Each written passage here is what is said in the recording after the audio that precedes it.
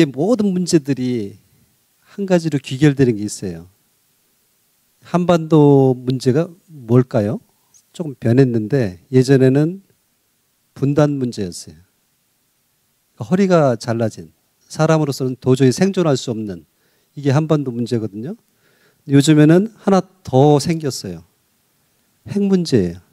핵 문제는 사람을 죽이는 문제가 아니라 지구를 죽이는 그런 문제가 된 거예요. 국제적인 문제가 됐기 때문에 우리 한반도 문제가 굉장히 복잡해졌습니다. 좋고 우리의 생존 자체도 굉장히 변하고 있다. 변하는데 그게 거기에 가장 중요한 요소가 결국 우리의 문제겠죠. 우리가 열심히 하고 있는 것도 있는데 사실은 국제 정세에 어떻게 흐름을 타느냐 이게 또 한반도 문제를 어떻게 좌우하느냐에 또 달려 있어요. 그래서 우리가 여러분들이 생각하시기에 어떻습니까? 우리가 강대국입니까?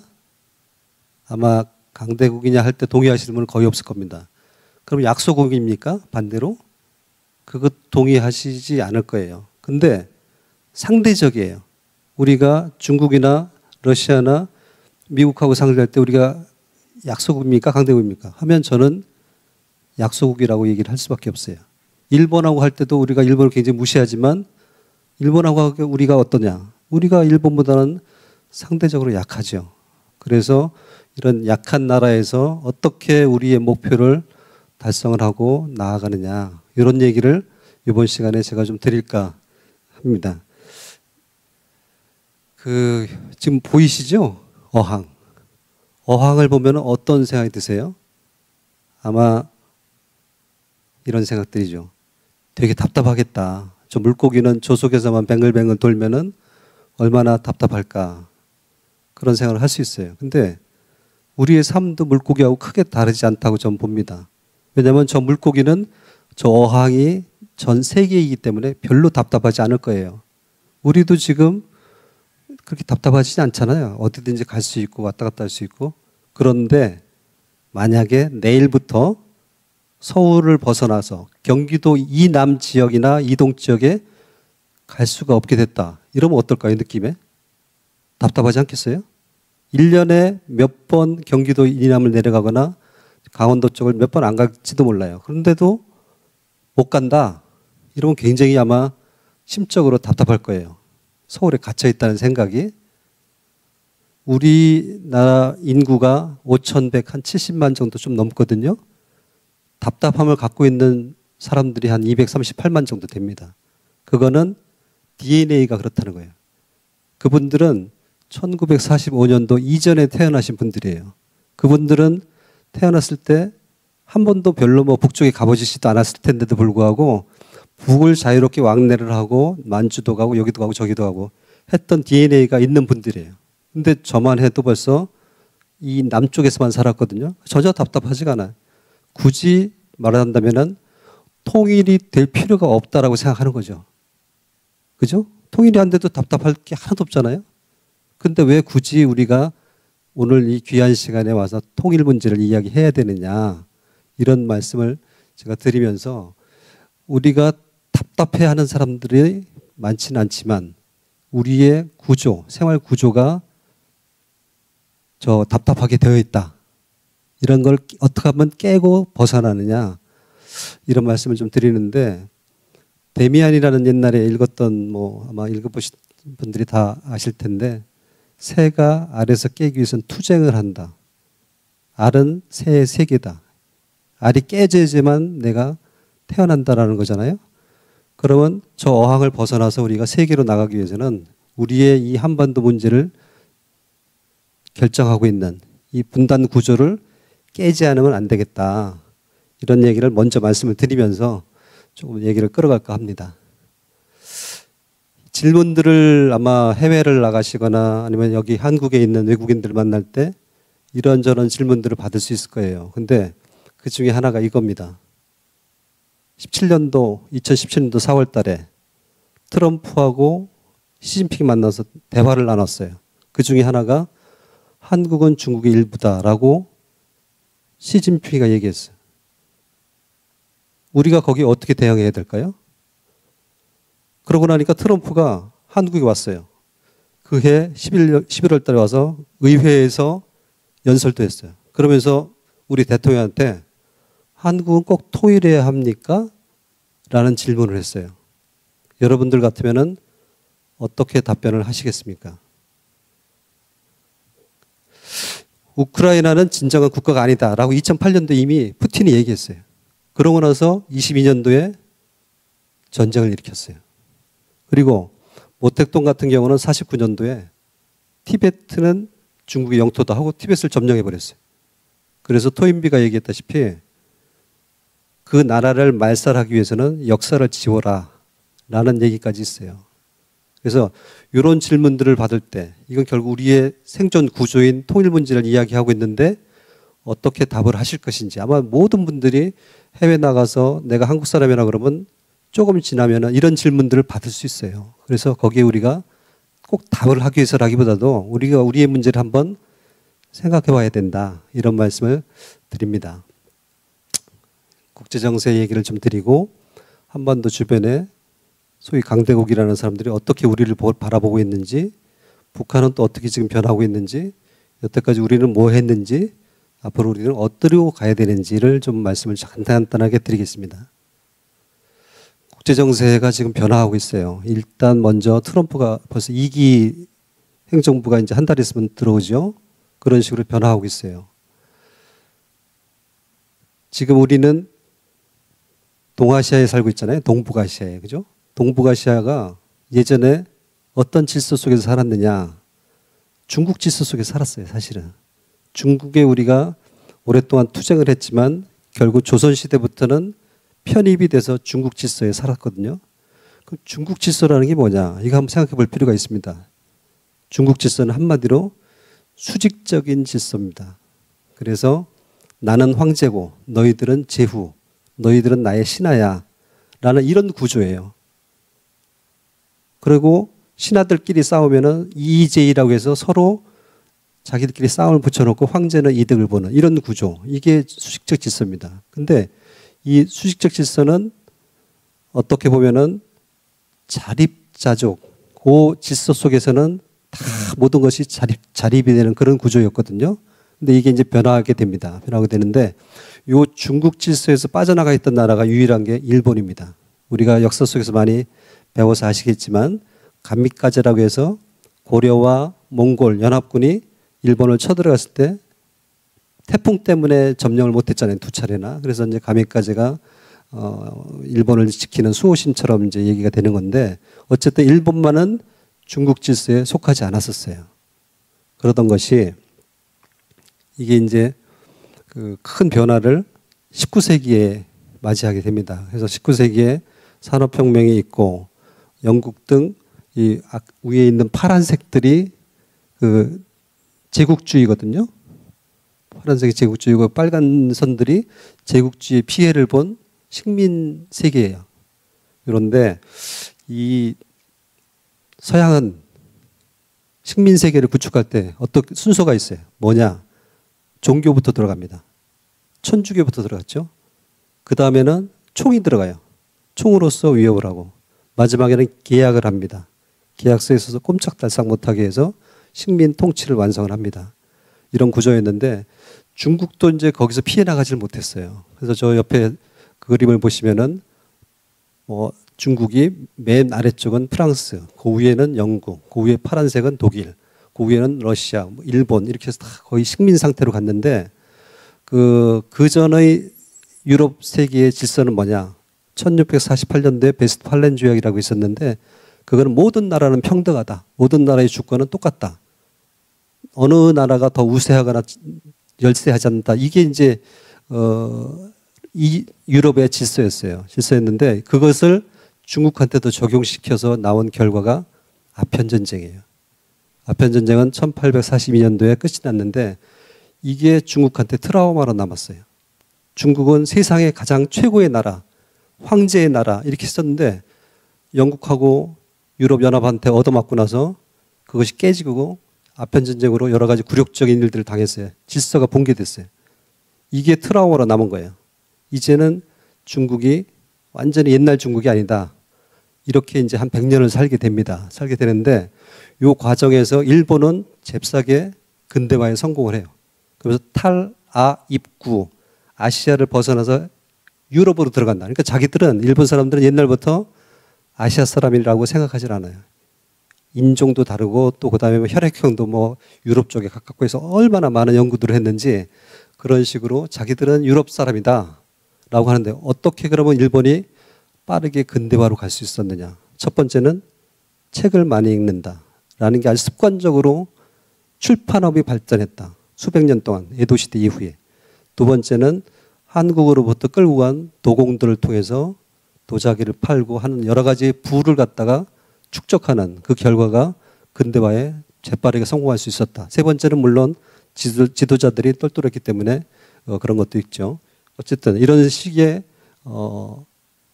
동아시아가 힘든 세상이 있었고 그 다음에는 이 냉전 시대가 오면서 양쪽으로 갈리죠. 공산주의 세력과 자유주의 세력이 갈렸는데 여기에 세 번째 나오는 닉슨 독트린이 나오기 전까지는 이 양 진영 속에서는 평화가 있었어요. 진영 속에 어느 군데만 속해 있어도 전쟁을 면할 수 있었고 어느 정도 평화를 누릴 수 있었다. 그런데 이게 이제 닉슨이 들어오면서부터 세력균형, 미, 중, 소 세력균형이 있으면서 약간씩 달라지기 시작합니다. 그러다가 나중에는 드디어 이제 소련이 자체적으로 붕괴를 하고 이제 유일 초강대국 미국이 나왔어요. 미국이 나와서 미국의 방식은 뭐냐. 에너지를 수송하는 걸 내가 보호해 주겠다. 11개의 항공모함 군단으로서 전 세계의 수송로를 보호해 주겠다. 그래서 우리도 사실 덕을 보는 거예요. 석유 수송로가 누구한테 해적한테 침탈당하지 않고 그렇게 보호를 받았죠. 그리고 세계 공장도 보호하겠다. 그 대신 미국 한 시장에 와서 많이 팔아라 라고 1944년도 브레튼 우주 체제를 만들면서 미국이 계속 끌고 갔던 유일 초강대국 시대가 있었는데 이게 이제 2008년도 드디어 그 금융위기 때문에 사실은 깨졌어요. 깨지고 중국이 부상합니다. 지금 중국이 부상하는 데는 미국의 착각도 있었어요. 왜 착각이 있었느냐?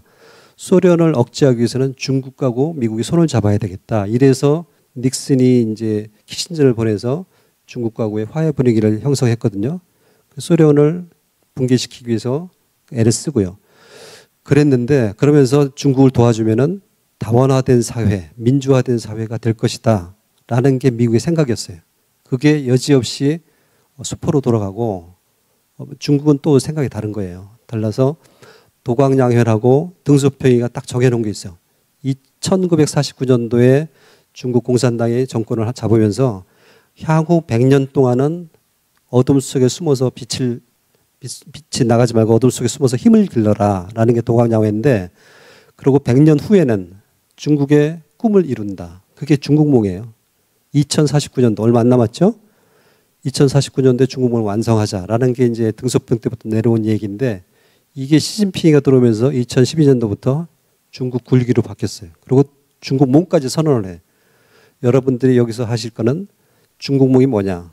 아까 말씀드렸던 과거의 수직적 관계로 돌아가자라는 거예요. 한마디로 하면. 나는 황제국, 중국은 황제국, 한국, 일본, 나머지 나라는 다 제후국. 이게 중국몽이에요. 근데 이거의 본질을 모르고 과거의 어떤 우리 정권에서는 거기는 큰 산, 우리는 낮은 산, 뭐 이런 식으로 비굴하게 얘기했던 적도 있어요. 그러니까 중국의 실체를 정확하게 이해하려고 하질 않았던 탓입니다. 어쨌든 저 선을 보이시죠? 바깥에 큰 선, 앞에 이 베트남 앞쪽까지 쓴 선. 이게 다 자기네 해역이라고 주장을 하는 겁니다. 이게 국제법으로도 맞지 않아서 국제사법재판소에서도 패소를 했는데 불구하고 아직까지 힘으로다가 중국이 억누르고 있어요. 그러면서 신형 대국 관계라는 거를 오바마한테 제시를 합니다. 그 얘기는 뭐냐? 태평양은 너무 넓다. 넓기 때문에 이제 미국은 가고 나머지 반쪽은 우리가 할게. 동태평양은 미국이, 서태평양은 중국이 맡아서 우리가 관리를 할게. 이 얘기거든요. 그러면 어떤 결과냐? 우리한테는 이 석유 수송로, 대만 해협을 통한 석유 수송로가 다 중국의 손아귀에 들어가게 되는 이런 결과가 되는 겁니다.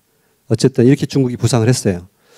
그러고 나니까 중국이 여기 나오는 또 세계 제패를 하기 위해서 세계 제1의 황제국이 되기 위해서 하는 두 가지 시도가 있어요. 하나는 왼쪽에 나와 있는 저 1대1로예요. 1대1로.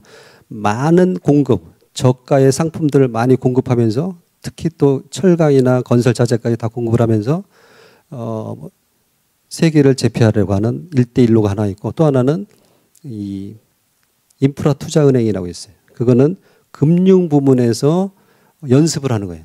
금융 부문에서 세계를 제패하기 위해서 연습. 두 가지가 한 주요한 수단으로서 중국몽에 이르는 그런 수단이다라는 거고 또 북극해도 중국이 관여를 해요. 우리도 사실 북극위원회의 옵저버 국가거든요. 중국도 옵저버 국가예요. 근데 중국은 자기네가 북극해를 관리할 수 있는 능력이 있는 나라다라고 해서 거기에 이제 또 끼어들어갑니다.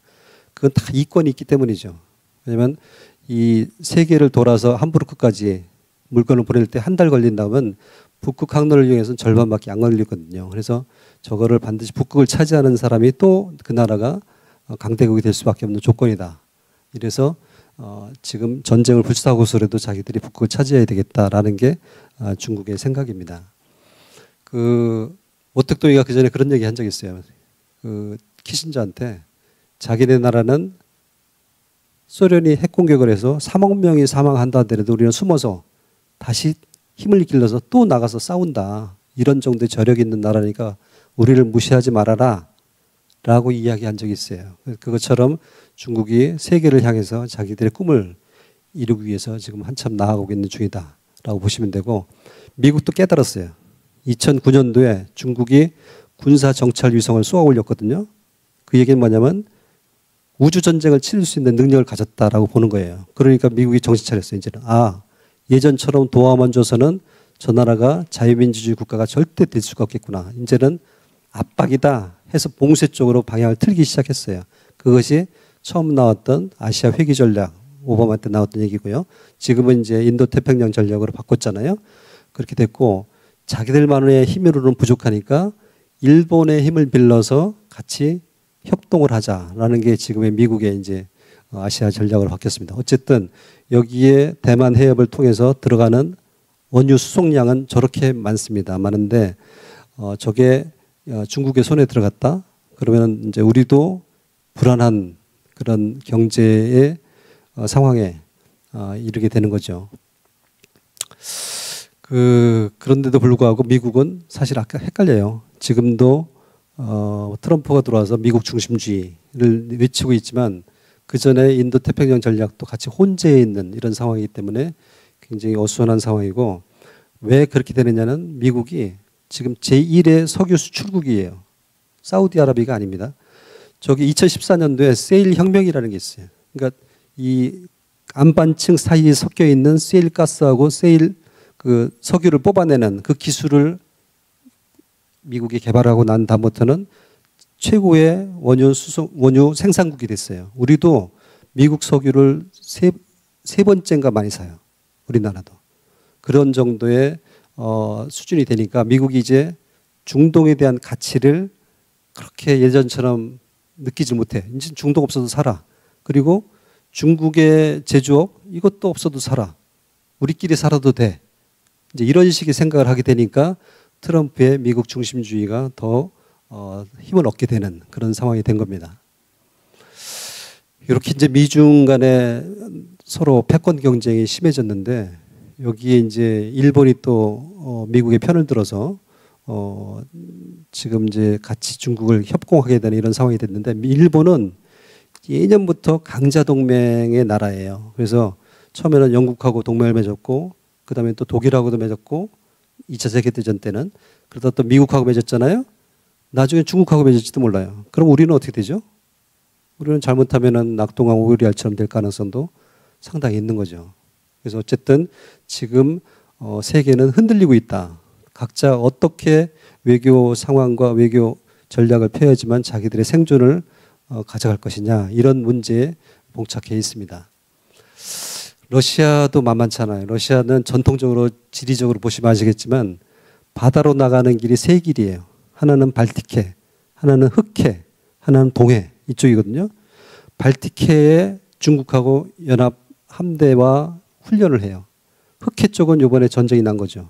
그렇죠? 크림반도 먹고 우크라이나 전쟁하고 근데 조지아라는 옛날 그루지아라는 나라가 있는데 거기에 친러파로 완전히 전국을 장악하게 하고 이런 식으로 흑해 쪽에를 뚫고 나갈 수 있는 그 통로를 마련하고 동해 쪽은 이번에 잘 아시다시피 북한하고 거의 동맹에 가까운 조약을 맺어서 새 출로를 탄탄히 하게 되는 이런 상황이 된 겁니다. 지금은 하여튼 어쨌든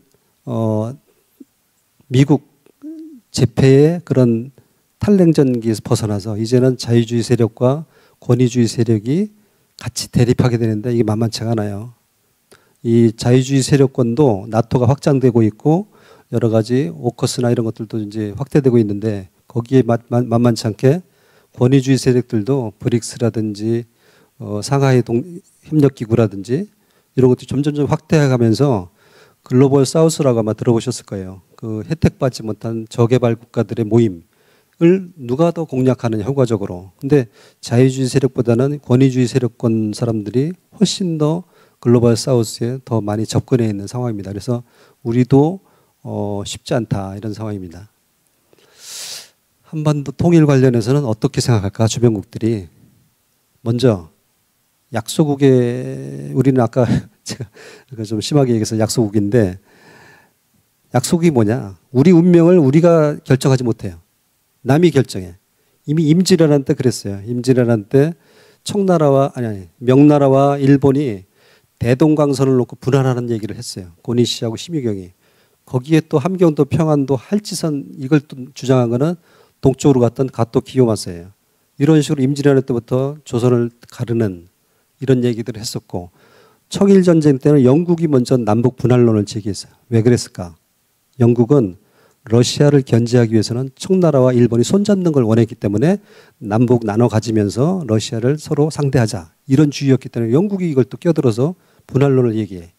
그러다가 러일 전쟁이 일어나기 전에 1896년도에 일본이 러시아한테 제시해요. 대동강선, 한성선에서 우리 서로 나눠 갖자. 러시아가 거절합니다. 왜 그러냐? 아관 파천이 있어서 이미 조선의 정치를 자기들이 장악했다고 생각하니까 일본의 얘기를 들어줄 필요가 없는 거죠. 그러다 또 상황이 또 바뀌어요. 일본하고 영국하고 동맹을 맺으니까 이제는 또 러시아가 급해졌어. 그 자기들이 39도선에서 또 갈라먹자. 아래는 일본, 위는 러시아. 이런 식으로 우리하고 전혀 관계없이 다른 나라들이 우리를 이렇게 가르고 저렇게 가르고 계속 이런 얘기들이 벌써 임진왜란 때부터 수백 년 동안 왔던 얘기예요. 그게 이제 신탁 통치안까지 왔었던 거고요. 2015년도 10월 8일 날 내일신문에 이런 게 났어요. 원전 반대 해킹 그룹이라는 게 있는데 그 해킹 그룹에서 우리나라 국방부의 문건을 해킹했어요. 근데 그 해킹 문건이 뭐였냐? 중국이 미국한테 그런 제안을 했다는 거예요. 북한이 잘못되면은 4개국이 나눠서 통치합시다. 이 얘기를 저렇게 저 그림 보이시죠? 러시아는 함경북도, 중국은 우리로 치면 평안도하고 함경남도 일부, 강원도 일부는 미국, 황해도는 한국, 평양은 공동. 이런 식의 제안을 미국한테 했다는 거예요. 그러니까 미국 합참에서 한국 국방부한테 이걸 회의를 하자고 문서를 보냈는데 그 문서를 해킹한 거래요. 국방부에서는 부인했어요. 일단은. 근데 저것이 저는 충분히 가능성이 있다. 지금도 아마 저런 논의들이 강대국들끼리에는 서로 나눠먹기로 저렇게 할 것이다라는 생각을 우리가 부인할 수가 없어요. 독일도 마찬가지였고 크림반도 같은 경우도 그냥 사실은 우크라이나한테 러시아가 준 건데도 불구하고 나중에 뺏었잖아요. 약소국은 저런 거예요. 뺏기는 거예요. 우크라이나 침공도 마찬가지고 사드 배치했다고 해서 중국이 우리한테 보복한 거. 이거 왜 보복하겠어요? 약하니까 그런 거죠. 강하면은 저렇게 보복을 하겠습니까? 어쨌든 그런데도 불구하고 우리는 우리를 좀 알아야 되는데 한국은 사실은 약소국이긴 한데 굉장히 모범 사례 중에 하나입니다. 대륙 세력에서 해양 세력과 손을 잡으면서 경제 성장도 하고 민주화도 이룩할 수 있는 그런 두 마리 토끼를 한꺼번에 잡은 그런 나라고 3050 클럽이라는 게 있어요. 3천만이 넘고 3만 불이 넘고 5천만이 넘는 나라가 7개밖에 안 돼. 현재 미국, 일본, 영국, 독일, 프랑스, 이태리, 우리. 근데 우리가 거기에 들어가게 되는 거죠. 2017년도에. 그리고 GDP도 우리가 23년도에 세계 13위 이 정도 수준이면은 사실은 굉장한 나라죠. 이렇게 헐벗은 나라에서 이 정도까지 왔다는 것은 대단한 건데 그럼에도 불구하고 주변국들에 비해서는 저는 약소국이라고 생각합니다. 일단 미국은 어떻게 생각할까? 미국의 한반도 정책이 있을까? 한반도 통일을 원할까? 사실은 이건 제 개인적인 생각입니다. 정책이 없다라고 봅니다. 1945년도 해방됐을 때도 미국은 한반도를 통일시켜야 되겠다 이런 생각 자체가 약했어요. 1950년도 한국 전쟁이 났을 때도 통일에 대한 생각이 약했어요. 그렇다고 해서 그러면 완전하게 두 개의 한국을 원하느냐? 그것도 아니에요. 그냥 이것도 아니고 저것도 아니고 그냥 되는 대로 핵 문제 사고만 안 치면 된다. 전쟁만 안 나면 된다. 이런 식의 그냥 막연한 생각들로 갖고 있어요. 근데 미국이 중국 정책이나 이스라엘 정책에는 분명한 선이 있어요. 중국 정책은 뭐냐? 하나의 중국. 이 원칙이 분명히 있어요. 그리고 이스라엘 정책은 뭐냐? 이스라엘과 팔레스타인은 두 개의 독립된 국가. 이 원칙이 있어요. 그래서 계속 그걸 추구를 해. 그러면 한국도 원 코리아, 하나의 한국 이런 정책이 있으면 좋으련만 사실 없어요. 그것이 우리가 해야 될 외교의 목표이기도 합니다. 중국은 뭐냐? 중국은 한국을 어떻게 보느냐? 한마디로 중국의 머리를 노리는 망치로 생각해요. 그래서 청나라 때도 그렇고 명나라 때도 그렇고 한반도에 무슨 문제가 생기면 자기들의 정권과 직결된다라고 생각하기 때문에 항상 개입을 할 수밖에 없는 거예요. 저 선들이 좀 있습니다. 저 위에 함경북도 지역에 나선이라는 지역이 있는데 나선에서 저 상하이로다가 3번 석탄을 운송한 적이 있습니다. 14년도, 15년도 때쯤. 근데 석탄을 3번 운송했는데 저게 어떤 의미가 있느냐. 이쪽 서해바다 쪽은 이미 중국의 내해화라고 중국은 생각해요. 거기에는 군함도 못 들어오게 하고 자기들의 바다다 이렇게 생각하는데 저 3번의 항로를 개척을 하면서 저게 정식 항로가 되잖아요. 그러면 그 다음에 어떤 결과가 오느냐? 군함이 다닐 겁니다. 상선 보호를 위해서 군함이 이제 왔다 갔다 해요. 군함이 다니면은 군용기도 다닐 겁니다. 이 얘기는 뭐냐? 동해를 중국의 내해화를 해야 되겠다. 동해조차도 중국 바다다라고 생각하게끔 각인을 시키기 위해서 계속 그런 활동들을 하는 거예요. 최근에는 러시아와 중국의 항공기들이 독도 근처에서 그 훈련을 하잖아요. 다 그런 이유가 있는 거예요. 그런 상황. 그래서 한반도를 제2의 핀란드화를 해야 되겠다. 제2의 핀란드화가 뭐냐? 핀란드가 자기의 독립을 유지하기 위해서 외교권과 군사권의 일부를 러시아한테 인정을 해. 나는 니들 얘기를 들을게. 이거를 원하는 거예요. 중국이 한국한테 원하는 거는. 그런 거고 일본 지도를 이렇게 보세요. 저 지도가 좀 특이하지 않습니까? 저 지도는 일본의 초등학교 교과서에 나오는 일본 영토라는 거예요. 일본이 저렇게 크다. 그런 얘기를 하고 있는데 일본은 어쨌든 한국을 자기들의 심장을 겨누는 비수다. 이렇게 보고 있어요. 그래서 역시 자기들이 한반도 통일을 원하겠습니까? 조금 불편해하죠. 러시아는 사실은 그런 개념은 좀 약한데 어쨌든 자기들의 이익만 보장하면 돼. 이 태평양으로 들어가는 선이 보장만 된다면은 뭐 통일이 굳이 나쁘지 않다라고 생각하는 것 같습니다. 요 EU하고 우에는 좀 빼고요. 북한은 지금 어떻게 변하고 있느냐. 최근에 들어서 아시겠지만 한반도 남북 관계를 북한은 그렇게 얘기를 해요. 적대적인 두 개의 교정국 관계다. 아예 선언을 해버렸어요. 그리고 나서 여러 가지 조치를 합니다. 자기네 국가 또 이름도 바꾸고 가사도 바꿨어요. 그리고 조직은 물론 다 없애버리고 다 외무성으로 다 편입시켜버리고 자기 할아버지 때 세웠던 뭐 이런 기념탑 같은 거 다 폐지해버리고 이런 식으로 나가고 있고요. 동독도 비슷했어요. 동독도 자기들이 서독한테 밀릴 때쯤 되니까 두 민족 두 개 국가를 제시를 했어요. 그리고 자기네는 통일, 민족 이런 개념을 다 빼버리고 애국가도 통일될 때까지 부르지를 못했다는 거예요. 왜 그러면 그 애국가 속에 아니 자기네 국가 속에 독일, 하나의 조국 이런 문구가 있었는데 북한 같으면 바꿨죠. 바꿔서 부를 텐데 동독은 좀 순진했는지 저 문구를 안 바꾸고 그냥 곡만 나오고 그냥 부르질 않아.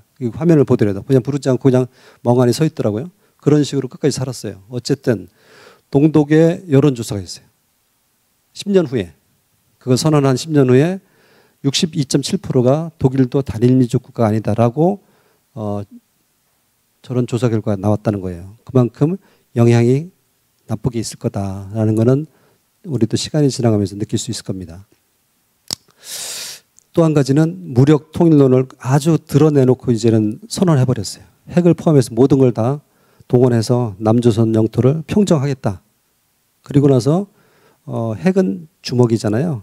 눈을 가져야 되겠다 해서 눈이 정찰위성이에요. 그 정찰위성 3개를 제대로 발사를 하고 가용을 하면은 한반도를 다 들여다볼 수 있거든요. 그러니까 3개를 확보하기 위해서 지금 굉장히 애를 쓰고 있다. 이거는 사실은 제가 볼 때는 대남 적대감을 고취하고 원래 이제 우크라이나도 러시아의 같은 민족이기 때문에 같은 민족이니까 같은 동족을 친다는 게 두렵잖아요. 근데 지금은 같은 민족 아니야. 언제라도 때려도 나는 전혀 죄책감이 없어. 라고 하는 그런 생각들을 하기 위한 그런 수단이고 정통성을 자기들한테 있다라는 그런 생각인 것 같아요. 그 과거의 김정일 시대 때는 자기들이 좀 약하다고 생각하니까 우리의 대북 포용 정책을 이용해서 경제적인 이익을 보려고 하는 그런 시대가 있었어요. 그러다가 김정은 때는 목표가 바뀌었습니다. 핵을 가져야 되겠다. 핵이 우리의 살 길이다. 이렇게 해서 핵을 보유하고 핵을 보유하라는 노력과 함께 한반도한테는 어떤 식으로냐. 두 번째, 심장병보다 발등의 불로 관심을 유도했다 이건데 심장병은 핵 문제입니다. 핵 문제에 관심을 두지 않게 하기 위해서 다른 개성공단을 중단시킨다든지 그다음에 뭐 지뢰 도발을 해서 그다음에 합의를 한다든지 하면 사람들이 굉장히 거기에 신경이 쓰이잖아요. 그러는 사이에 핵 문제를 악화돼서 한 달 있다가 1년 후에는 4차 핵실험도 하는 이런 식의 아주 영리한 그런 정책도 있었습니다. 그 한국은 이제 김정은이 볼 때는 용도가 떨어졌어요. 지난 2019년도까지는 한국을 통해서 미국을 간다. 이게 있었는데 이미 하노이 때 미국하고의 정상회담이 깨지고 난 다음부터는 이제는 다 필요 없다. 이제는 내가 스스로 간다. 이런 식이어서 지금 이제 러시아하고 저렇게 얘기를 하게 되는 상황입니다. 한반도 평화를 향한 한국은 어떻게 살았느냐. 냉전기 때는 우리가 좀 국력이 좀 작았잖아요. 그러다 보니까 체제 보존에 애를 쓰고 선 건설 후통일 이런 정책으로 나갔었어요. 그러다가 냉전이 해체되면서 우리가 대북 포용 정책을 시작했는데 이게 이제 노태우 정부 때 77 선언이 시작입니다. 그래서 민족 자존과 통일 번영을 위한 대통령 선언 이게 이제 노태우의 77 선언인데 말이 굉장히 좋잖아요. 민족 자존이라는 말 나오고 통일이라는 말 나오고 번영이라는 말 이게 사실은 우리의 알파부터 Z죠.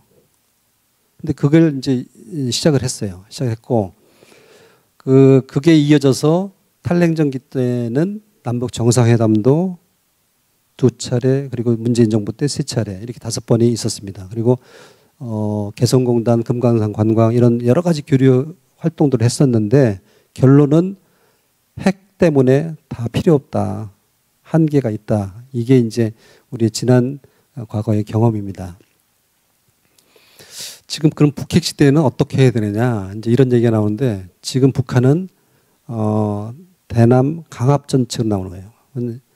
그 회색지대 도발이라고 해서 지금 쓰레기 풍선 던지는 거, 그다음에 그냥 시끄러운 소리를 통해서 접경 지역 사람들 괴롭히는 거, 이런 것들, 그리고 이제 이 사이버 도발을 하는 거, 이런 걸로 계속 우리를 힘을 빼게 하는, 그리고 우리 내부에 국론을 분열시키게 하는 이런 전술로 계속 나가는 건데 우리는 어쩔 수 없어요. 기본은 힘이고 그 다음에는 유하고 이 두 가지를 섞어서 할 수밖에 없는 그런 상황입니다.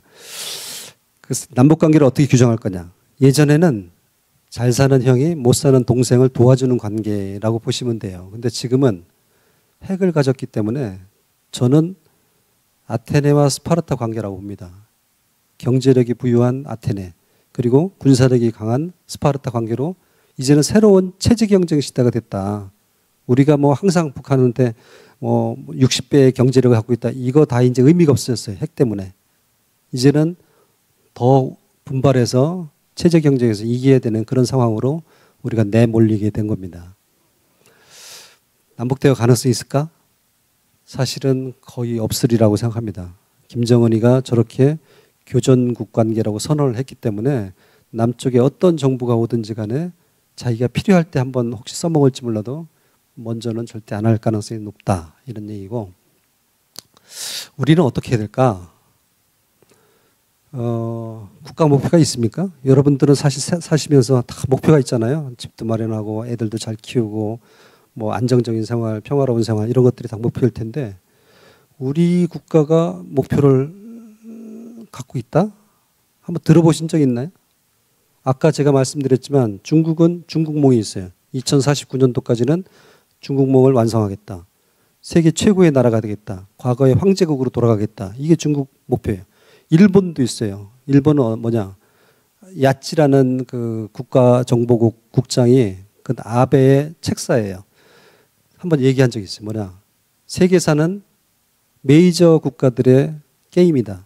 일본은 메이저 국가가 돼야 된다. 이게 일본의 목표라는 거예요. 물론 논란은 있어요. 어쨌든 나라마다 다 자기들의 목표가 있는데 우리가 목표가 있다는 얘기를 제가 들어본 적이 없어요.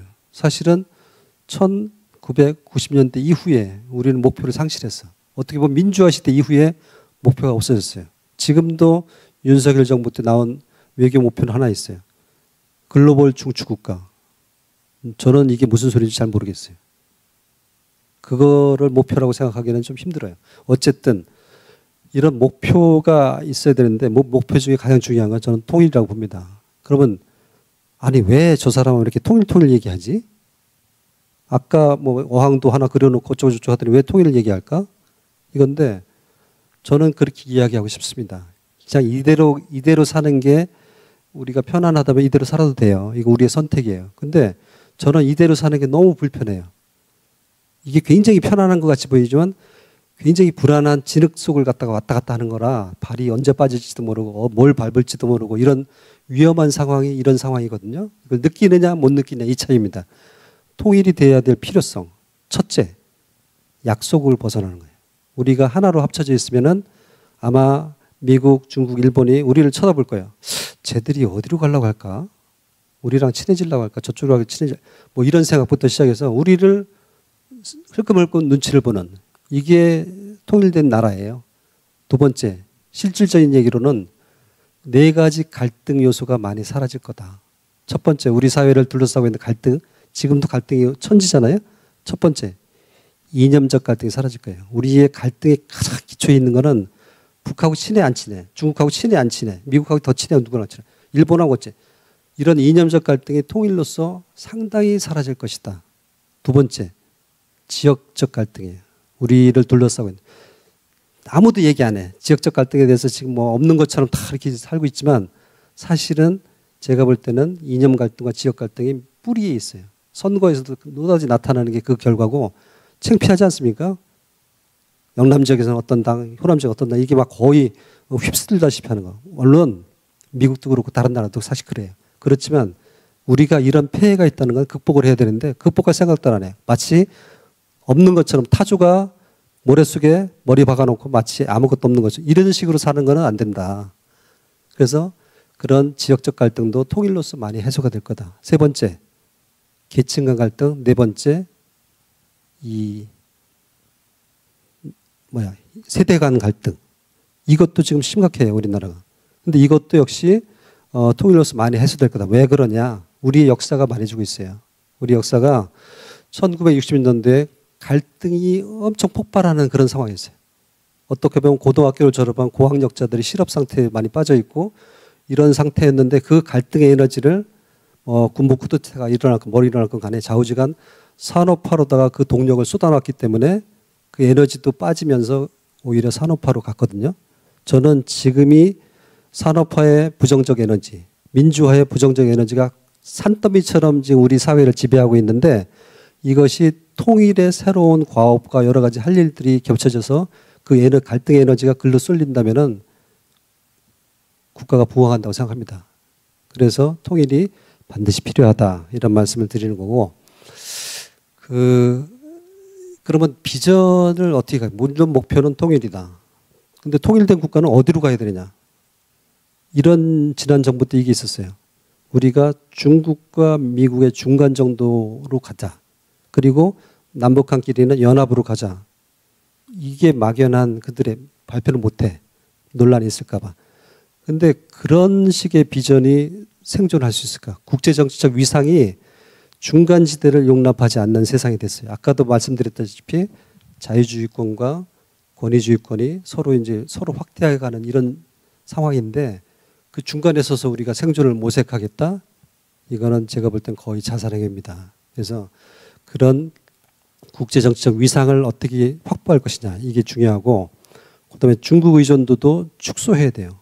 일본 같은 경우는 2010년도에 히토류 보복을 당한 다음부터 중국 의존도를 확 줄였어요. 그 전에 20몇 프로 하다가 지금 7% 정도 된다고 중국 사람이 저한테 얘기한 적이 있어요. 그 정도로 일본은 발빠르게 의존도를 줄여서 이제는 당당하게 위협에도 굴하지 않는 그런 상황이 됐고 근데 우리도 역시 그럴 필요가 있다 하는 말씀을 드리고 더 중요한 거는 이제 정신인데 지도층이 잘해야죠. 왜냐면 노블리스 오블리주 이거는 한니발 전쟁을 제가 하나 얘기를 드릴게요. 로마에 한니발이 쳐들어왔어요. 근데 로마는 그때 이제 집정관 시대거든요. 2명의 집정관이 1년씩 교대로 해서 통치를 하는 이런 구조였는데 한니발하고 싸우다가 집정관이 2명이나 사망했어요. 한니발 전쟁 8년 동안에. 그런데 어떤 집정관은 8만 명을 끌고 나가서 칸나의 전투에서 다 전멸당했어요. 근데 그 사람 살아왔어요. 근데 우리 같으면 저런 너도 거기서 죽어야지. 여기까지 와서 뭐 하냐. 수치다. 이럴 텐데 로마 사람들은 안 그랬어요. 그냥 그 살아 돌아온 집정관을 잘 왔다. 다시 싸우자. 그렇게 단합을 다시 또 싸워서 결국은 한니발을 이탈리아 대륙에서 몰아냈어요. 근데 그것처럼 근데 그 사람들은 뭐냐. 집정관이 나가서 싸우다 죽을 정도로 희생을 하는 거예요. 위에서부터. 우리는 밑에 사람들이 희생하고 윗사람들은 빠져나가는 이런 구조잖아요. 전쟁은 정치가들이 일으키고 말로써 일으키고 부자들은 무기를 대고 서민들은 자식을 대고 전쟁 끝난 다음에 정치가들은 서로 악수를 하고 부자들은 세금을 걷어서 배를 불리고 서민들은 돌아가서 묘비에서 눈물 짓는다. 이게 세르비아 속담이래요. 그런 식으로 노블리스 오블리주가 없는 나라는 정신 빠진 나라다. 그리고 가장 중요한 건 아까 말씀드렸던 내부 단결력 그리고 지정학적인 안목, 역사에 대한 관심 이런 것들이 우리를 새롭게 정비해야 된다 이런 얘기고 북한은 도대체 뭐냐 우리한테. 우리가 여러 가지 목표를 달성하는데 북한이라는 존재는 저는 그렇게 생각합니다. 최소한 방해는 되지 않는 존재면 좋겠다. 조금 더 바란다면은 우리와 같이 협동해서 더 나아갈 수 있는 통일로 나아갈 수 있는 그런 존재였으면 좋겠다. 이런 상황이거든요. 그래서 일단은 관여를 기초로 하고 대신 원칙을 갖고 있자 이런 이제 말씀을 좀 드리고요. 우리 내부에서는 사실은 중요한 게 하나 있어요. 여기 이제 교회이기도 한데 북한 선교를 준비하시는 분들도 꽤 많거든요. 나는 어느 지역에 가서 어떻게 선교하겠다 이런 이제 목표를 갖고 있는 교회들도 꽤 있어요. 그거는 통일을 준비한다는 얘기거든요. 근데 통일 준비라는 거는 두 가지예요. 하나는 머리로서 준비하는 게 있고 하나는 가슴으로서 준비하는 게 있어요. 가슴으로서 준비하는 거는 우리 와 있는 뭐 탈북민들과의 관계 이런 것들이 다 가슴으로 준비하는 거고 머리로서 준비하는 거는 통일된 상황을 가상해서 우리가 어떻게 통일 국가를 새롭게 만드느냐 이게 이제 머리로 준비하는 거거든요. 그러니까 교회에서도 나름대로 어떻게 통일 상황에서 교회 활동을 할 것이냐 이것도 하나 생각해 볼 문제다라고 생각을 합니다. 국제적으로는 두 가지예요. 하나는 아까 처음에 말씀드렸던 한국은 통일할 생각이 있나? 그래서 또 지금 같으면은 뭐 갸우뚱 하겠죠. 특히 젊으신 분들은. 우리는 생각이 있다. 두 번째, 통일할 능력은 됩니까? 라고 이제 질문을 해요. 통일할 능력이 있다. 이거예요. 국제적으로 얘기할 때. 근데 가장 두려운 게, 그 많은 돈들을 어떡합니까? 이 얘기거든요. 근데 저는 어떤 기준을 잡느냐에 따라 돈 드는 게 달라요. 그러니까 통일 비용이라는 게 소위, 한 명도 굶어 죽지 않는 거. 이게 통일 비용이라면 1조 원이면 됩니다. 하루에 식량 1만 톤만 있으면 365만 톤만 있으면 북한 주민들 아무도 굶어 죽잖아요. 그게 최소의 통일 비용. 최대의 통일 비용은 뭐냐? 우리처럼 똑같이 사는 거. 이거는 100년 지나도 못 살아요. 그렇게는. 그럼 통일하지 말자는 얘기밖에 안 되거든요. 근데 이거를 생각해서 하지 맙시다 라고 얘기하는 거는 어리석은 얘기입니다. 그래서 그때 상황에 맞춰서 하면 되는 것이고, 돈이라는 건 또 국제사회에서 빌려서 해서 더 많은 수익을 내서 갚으면 또 되는 거거든요. 그래서 그런 점에 너무 두려워하는 거는 문제가 있다라고 이제 얘기를 하는 거고, 사실은 통일에 대해서 왜 이렇게 관심이 없느냐, 이거는 우리가 마지막 말씀은 역사를 공부하지 않기 때문이에요. 우리가 학교에서도 역사 안 배우잖아요. 왜냐하면 입시 안 나기 때문에. 역사 공부 안 해요. 안 하니까 왜 분단이 되고 분단된 이유가 뭐고 누가 도대체 우리를 해코지하려고 하는지 관심도 없고, 나는 그냥 당장 취직해갖고 잘 벌어먹고 살면 된다, 이 생각만 하게 되는 이런 사회가 된 거예요. 역사를 잊은 민족은 나라를 언젠가는 뺏기게 돼 있어요. 그래서 지금 오늘 뭐 간단하게 세계사적으로 흘러가는 얘기들 말씀을 드렸는데, 혹시 주변에 어린 자녀들이나 있으면은 역사 공부를 좀 관심을 갖게 유도해 주시는 것도 우리 목회자의 일이 아닌가, 이런 생각을 합니다. 이런 비스마르크 얘기가 있습니다. 뭐냐면, 신이 역사 속을 지나갈 때 옷자락을 놓치지 않고 잡아치는 게 정치가 임무다. 굉장히 뭐랄까 현명한 지도자를 갖고 있는 것도 그 나라의 복이지요. 그러니까 지난번 콜 수상 같은 경우는 서독에 항상 사람들이 비웃는 바보의 대상이었어요. 패러디의 대상. 그랬는데 결정적인 순간에 통일로 확 독일 민족을 끌고 갔어요. 그런 사람이 필요한 거죠. 지금도. 그래서 우리는 그런 지도자를 맞이하기 위해서 눈을 부릅뜨고 그런 사람들을 선택하도록 노력을 해야 되지 않을까, 이런 생각을 합니다. 제 말씀 여기서 마치고요.